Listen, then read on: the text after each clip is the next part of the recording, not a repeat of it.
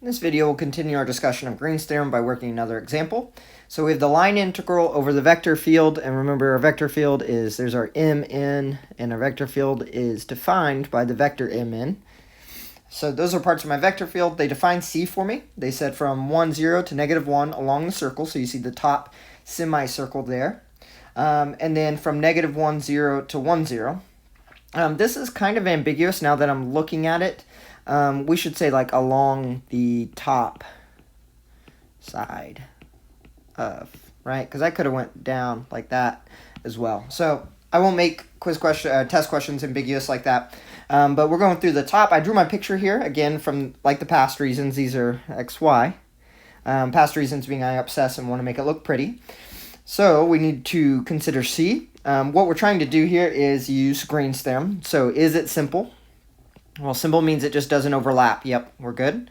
Closed, does it start and stop at the same point? Yes, okay, cool, we're good.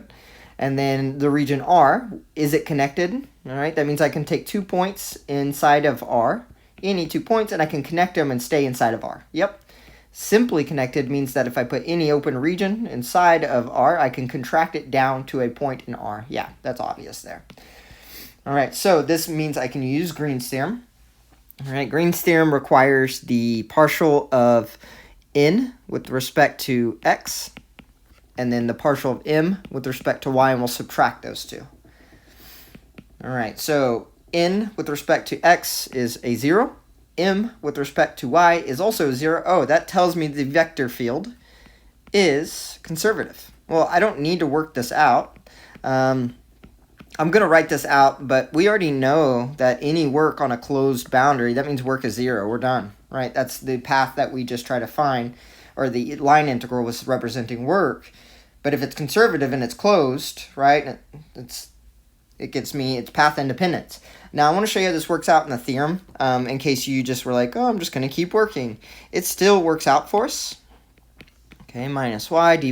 This is the same thing as the double integral over region R over 0 dA. I don't even need to switch that. We can see that that is 0. So the work, and this lines up with path independence.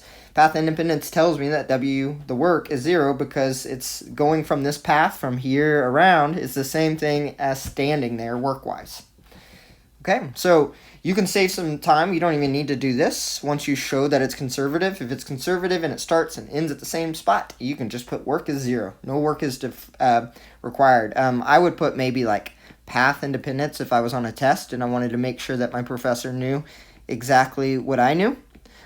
So I put maybe F is conservative, work equals 0, path independence. Something like that. But you don't need to do the whole theorem like we did at the bottom. Still not a lot of work. But yeah, conservativeness brings nice calculations.